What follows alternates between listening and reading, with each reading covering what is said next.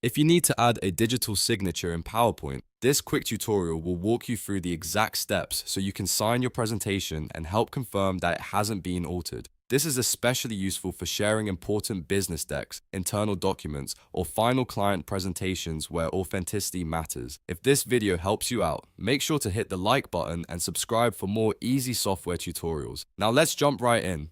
First, open your PowerPoint presentation. Once your file is open, look up to the top left corner and click File. This will take you into the Backstage view, where you can manage information and security settings for your presentation.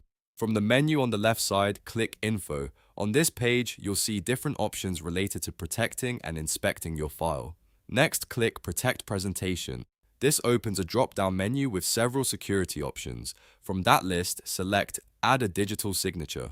When you choose this option, PowerPoint will prompt you to select a certificate. A digital signature requires a valid certificate, so this step is important. Choose the certificate you want to use from the available list, then review the details carefully. After that, click Sign.